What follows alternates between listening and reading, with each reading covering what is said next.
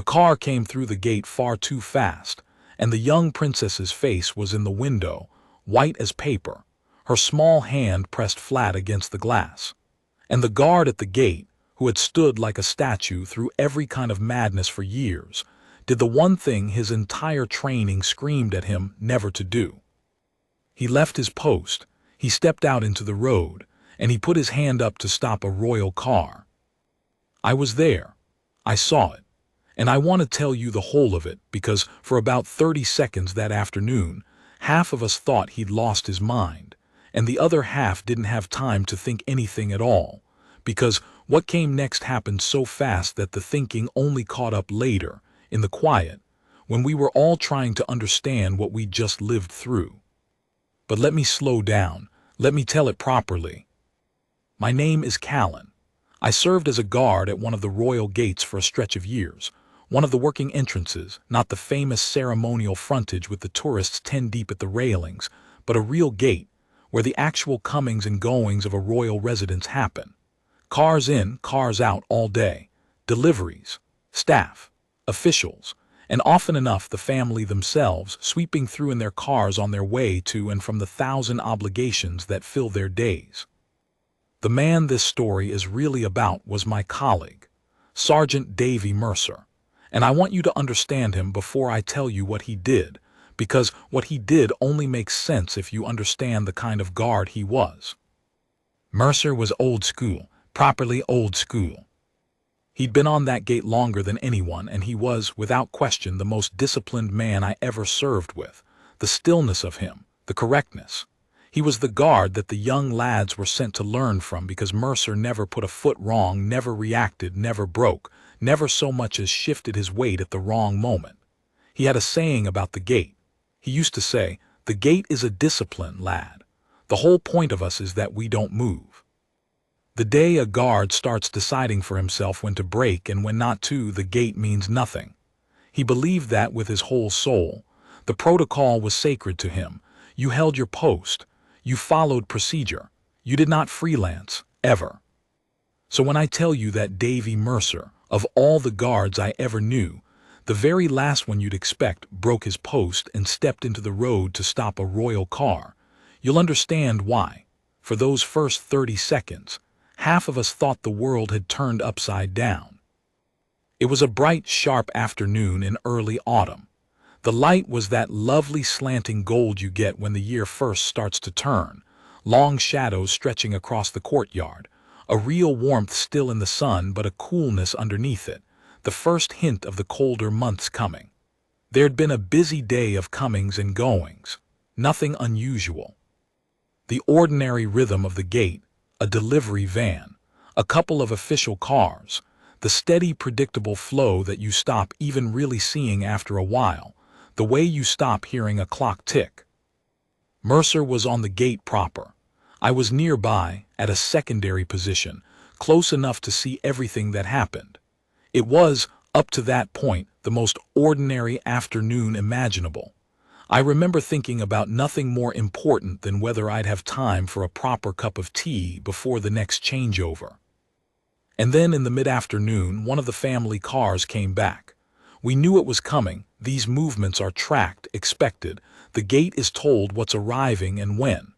This particular car was bringing back, among others, the young princess, a child. One of the royal children returning from wherever the day had taken her, completely routine. The car had gone out that morning. Now it was coming back. We were ready for it. The gate was prepared to open and wave it smoothly through, the way we did a dozen times a day. But something was wrong with how it was coming. Mercer felt it before I did. That's the thing about a man who stood a gate for that many years. He develops a sense for the rhythm of the cars, the way they approach, the way they slow for the gate, a feel for it that's deeper than thought. And this car was coming wrong. It was coming too fast. Not wildly, not out of control exactly, but faster than that car should have been approaching the gate, faster than any of the family cars ever came in, with none of the smooth practice slowing down that a driver does as they approach a gate they pass through every day. It was coming in hard, and there was something jerky and urgent about it, something that didn't fit the calm, predictable rhythm of a routine return. I saw Mercer's head turn toward it, saw his whole body change, that subtle shift from stillness into readiness that you learn to recognize in another guard. And in the same moment, the car came close enough that we could see into it, see the windows. And that's when I saw the princess's face. She was in the back. A small girl pressed up against the window, and her face, I'll never forget it, her face was white, frightened, wrong.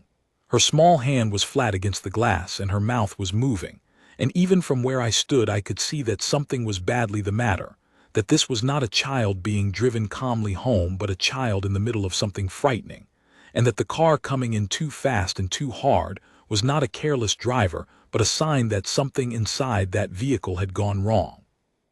I didn't have time to work out what. None of us did. It all happened in seconds. But Mercer, who I would have sworn could not be moved by anything, who'd built his whole identity on never breaking his post. Mercer took one look at that white little face pressed against the glass, and he made a decision faster than thought. Here's the thing you have to understand about why what he did was so extraordinary and so dangerous. The protocol with the family cars is absolute, and it exists for the best of reasons. You do not interfere with them. You do not stop them. You do not obstruct them. You do not step in front of them. The whole logic of protection is that the protected person, in their vehicle, with their trained driver and their protection team, is in the safest possible place, a moving armored bubble of security. And the worst thing an outside person can do, even a guard, especially a guard acting on his own initiative, is to interfere with that. To stop a family car at a gate to step into its path is one of the gravest breaches imaginable. It could be read in a frightening instant as a threat. It could cause exactly the kind of confusion and collision that protection is designed to prevent. Every instinct, every rule, every year of training says, you do not step in front of that car. You open the gate. You let it through. You trust the system. And Mercer knew that better than any man alive. He'd preached it. The gate is a discipline, we don't move. But Mercer had also just seen a terrified child's face in the window of a car coming in wrong. And in the half-second he had, something in him, something deeper than 40 years of discipline, something that the discipline had never been tested against before, made a different call. He stepped out of his position. He walked into the road, directly into the path of the oncoming car, and he raised his hand, flat, in the universal command that means stop, putting his own body between a speeding royal vehicle and the gate, breaking every protocol he had ever held sacred, on nothing but the sight of a frightened child, and an instinct he could not have explained if you'd asked him. For a sickening second, I thought the car wasn't going to stop. I thought I was about to watch Davey Mercer die at his own gate. And I think in that second, half the people watching thought the old man had finally cracked, that the discipline that had held him for a lifetime had snapped, and he'd stepped into the road in some inexplicable failure of the very thing he was famous for. He hadn't cracked. He'd seen something. And what he'd seen, what was actually happening inside that car, the reason a child's face was white against the glass, was something that justified every bit of what he did and more. But that's the next part of the story. And I have to tell it carefully, because those few seconds at the gate were the most frightening of my career, and Davey Mercer was at the very center of them. The car stopped. Barely. It came to a hard, lurching halt just feet from where Mercer stood with his hand raised, close enough that I saw him rock back on his heels from the nearness of it, close enough that another half-second of hesitation from whoever was driving and we'd have had a tragedy. But it stopped.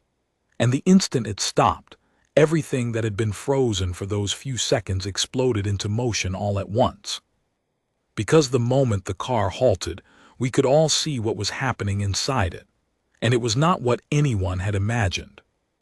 I'd assumed in the half-second I'd had to assume anything, that something was wrong with the driver, that the car was coming in wrong because the person at the wheel had lost control, or had bad intent, or was somehow the problem. That's the trained assumption. A vehicle behaving wrongly is a vehicle whose driver is the threat. But the driver wasn't the problem.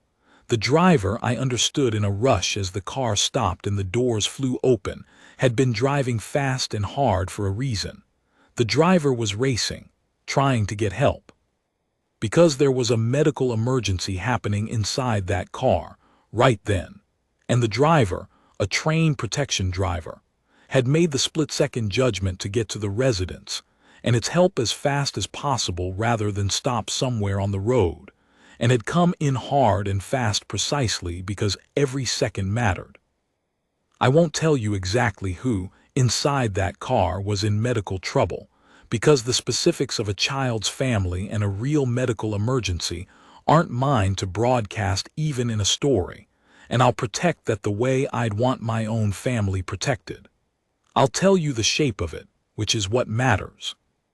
There was an adult in that car, someone responsible for the children, someone who'd been with them on the day's outing, who had been struck suddenly on the journey home by a serious and frightening medical emergency, the kind that comes out of nowhere. One moment fine, the next in real crisis. And the car, which had set out as a calm routine return, had become in an instant a vehicle in the middle of a life-or-death situation, racing for the nearest help, with a trained driver pushing hard and a terrified child in the back watching an adult she loved suddenly collapse and struggle. That was the white face at the window. That was the small hand pressed flat against the glass, the mouth moving. The young princess had been trying to signal us. She'd seen the adult beside her go into crisis. She'd felt the car speed up, and in her fear and her quick-thinking child's instinct, she'd pressed herself to the window and tried to tell the guards at the gate, the people she'd been taught her whole life were there to help, that something was terribly wrong. She was a frightened child, calling for help in the only way she could, through a car window at a gate, hoping someone would see. And Davey Mercer saw. This is the thing. This is why what Mercer did was not a failure of discipline, but the very finest thing discipline can produce. Because here's what would have happened if Mercer had done the correct thing, if he'd followed protocol. If he'd seen the car coming in fast and simply opened the gate and waved it through, the way the rules said, trusting the system, not interfering. The car would have come through the gate at speed and carried on toward the residence, and yes, it would have gotten there and help would have been summoned. But Mercer stopping it did something the wave-through couldn't have. Because the instant Mercer stopped that car at the gate, he wasn't just standing in the road. He was right there at the vehicle. In the same second the doors opened, and Davey Mercer, like all of us, was trained in emergency medical response. And the situation inside that car was one where seconds, genuine seconds, were the difference between life and death. By stopping the car at the gate instead of waving it through, Mercer put trained hands on the emergency a crucial span of time sooner than would otherwise have happened. He was at the car door the instant it opened. He had the adult out and was beginning emergency care while the gate was still half open, while another wave-through would still have been rolling up the drive toward a residence where help then had to be found and summoned and brought. The breach of protocol, the thing that looked, for 30 seconds, like the old man cracking, had actually closed a gap of time that mattered enormously. He'd seen, faster than the rest of us, that the fastest route to help for whoever was in that car was not through the gate, but at it, in his own trained hands immediately. What followed was the most intense few minutes I have ever witnessed. Mercer had that adult out of the car and on the ground and was working on them. The firm, fast, drilled emergency response we'd all trained for and prayed never to use, while the rest of us moved at once into the things that needed doing, summoning the full medical response, getting the children clear of it, away from the frightening sight of an adult they loved in crisis, into safe and gentle hands, managing the gate, the car, the whole sudden chaos of it. The calm, fast, practiced response of people who train for the worst day, finally meeting the worst day. And the young princess, I want to tell you about her, because she was so brave, and because the way it was handled is the part I'm proudest of. She was terrified. Of course she was. A small girl who just watched someone she loved collapse, who tried to signal for help through a window, who was now in the middle of a frightening scene of grown-ups working urgently over a person on the ground. We got her away from the worst of it as fast and as gently as we could. That's always the priority, getting the child clear of the trauma into arms that could comfort her. But before she was taken away in the chaos, she looked back. And she saw Mercer on the ground, working to save the adult she'd been so frightened for. And she understood, I think, that the guard had heard her, that her signal through the window had reached someone, that she had not been alone with her fear, that the people at the gate had seen her and answered. I've always believed that mattered to her, even in the terror of it, the knowledge that she'd called for help and help had come, that she'd done something, pressed her face to that glass, tried to tell us, and it had worked. A frightened child who learns in her worst moment that the world answers when you call it. That's a thing worth giving a child, even on the worst day. The medical response arrived fast, the full professional cavalry, the people whose job is exactly this. And they took over from Mercer, and they did what they do, and the adult who'd collapsed was rushed to where they could be properly cared for. And here is the relief I promised you. The relief you've been waiting for through all of this. They lived. The adult who'd been struck by that sudden, frightening emergency in the back of a speeding car, they survived. It was a near thing. The doctors said afterward that it had been very close, that the speed of the response had made the difference, that the few minutes saved had been the few minutes that mattered. But they lived. And a significant part of the reason they lived was that a disciplined old guard at a gate had, for the first time in his entire career, broken his sacred protocol, had seen a child's white face at a window and stepped into the road and stopped a car, and in doing so had put trained hands on a dying person precious seconds sooner than the rules would have allowed. The protocol said, don't break your post, don't interfere with the car, trust the system. And the protocol was right, almost always. But almost always isn't always.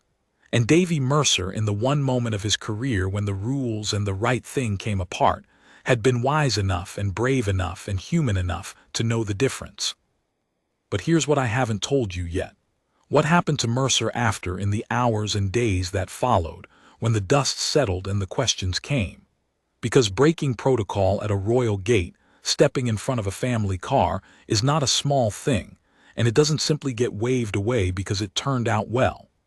There was a reckoning coming for the old man, and what happened in that reckoning, and what one particular person did about it, is the last part of the story.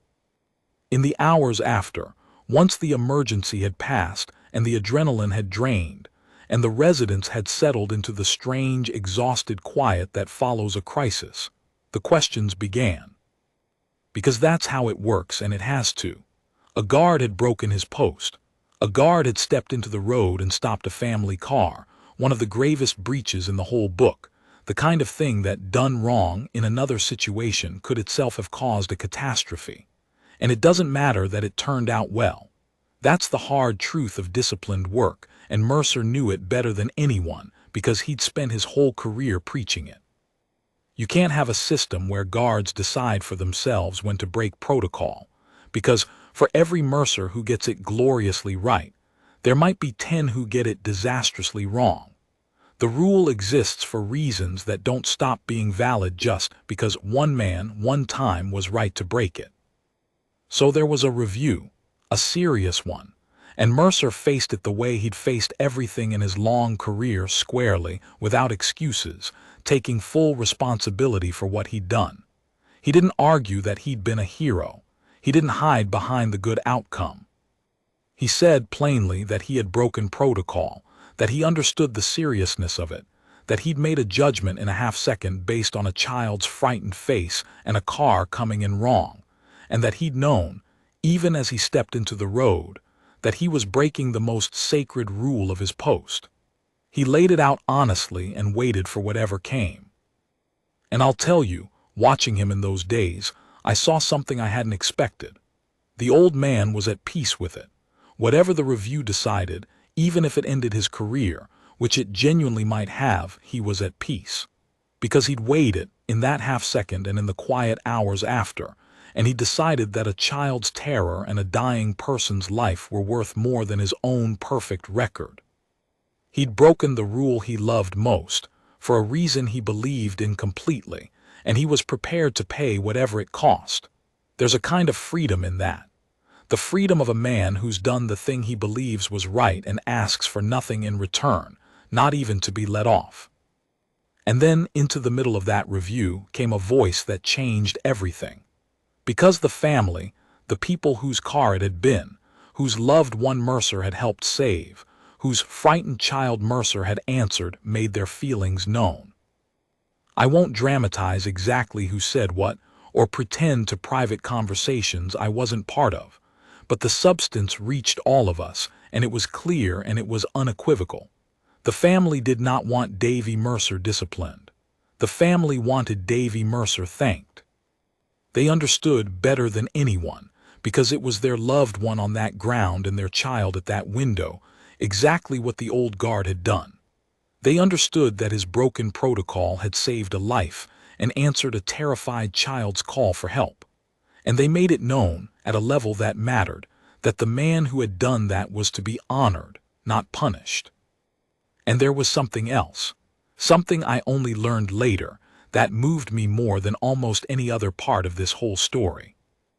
The young princess, the child at the window, the one who'd pressed her white face to the glass and tried to signal us, she asked about Mercer. In the days after, once the worst had passed and her loved one was safe and recovering, that little girl wanted to know about the guard who had stopped the car. She wanted to know his name. She wanted to know if he was all right. She'd understood in her child's way that the guard had heard her, that when she'd called for help through that window, he was the one who'd answered, and she would not let the adults around her forget it. A child's loyalty is a fierce and simple thing. She'd been saved, and the person she loved had been saved, by the guard at the gate, and she was not going to let him be in any trouble for it. She made sure, in the way a determined child can, that everyone knew how she felt. The review found what it was always going to find, once the family's view and the simple facts were laid out. It did not pretend Mercer had followed protocol, because he hadn't, and pretending otherwise would have undermined the discipline that keeps everyone safe. But it recognized, formally and clearly, that his breach had directly saved a life, that his judgment in that half-second had been not a failure of discipline but its highest expression, and that the instinct that had moved him, to answer a frightened child, to put his trained hands on a dying person seconds sooner, was exactly the instinct you most want in the people who stand at the gate. He was not punished. He was, in the quiet, careful way these things are done, commended. The old man who'd broken his sacred rule kept his post, kept his honor, and added to a long career of perfect discipline, the one beautiful moment of perfect indiscipline that had mattered more than all the rest. There was a moment, some weeks later, that I witnessed, and that I've kept ever since as the truest ending to this story. The young princess, recovered now, her loved one recovering too, her world put back together, came to the gate. With permission properly arranged, but she came. To see Mercer, the guard who'd answered her call, and I watched this small girl walk up to the big, old, stern, impossibly disciplined sergeant who stood there at his post not knowing quite what to do, because nothing in 40 years of training prepares you for a child coming to thank you. And she didn't make a speech. She was a child. She just looked up at him, this enormous guard who'd stepped in front of a car for her, and she said, "I was close enough to hear it. Thank you for hearing me. I was trying to tell you, and you heard me. Thank you for hearing me." And Davey Mercer, the most disciplined man I ever served with, who I had never once seen show a flicker of emotion in all my years beside him, Davey Mercer's stern old face came apart. Just for a moment. His eyes filled and his jaw worked, and he had to take a breath before he could answer. And then he crouched down, broke his post again, the second time in his whole career, and for the same person got down to her level, and he said, very quietly, "I'll always hear you. That's what I'm here for. You call and I'll hear you, every time." And the little girl threw her arms around the old guard's neck, there at the gate in the autumn light, and held on. And he held her back, this big, stern, disciplined man, gently, like she was made of glass. And I had to look away, the way you do. I've thought about that day for years. About Mercer and the gate, and the white face at the window, and the half-second in which a man who worshipped the rules chose, for the first and only time, to break one. People hear the start of this story, guard breaks protocol, steps in front of a royal car, and they brace for a story about rebellion, about a man defying the system. And it isn't that. It's the opposite of that, because Davey Mercer didn't break protocol against his duty.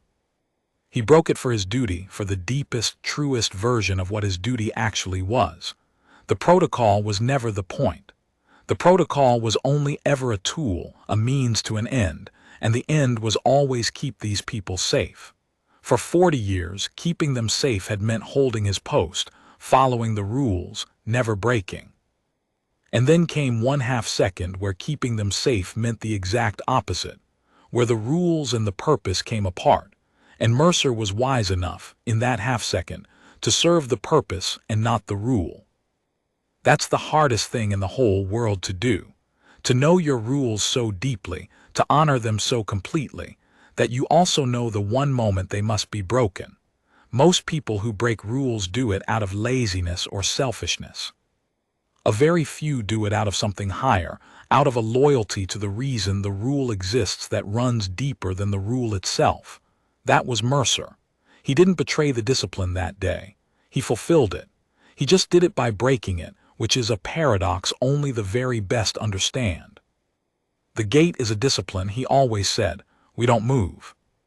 But once, for a frightened child and a dying person, he moved.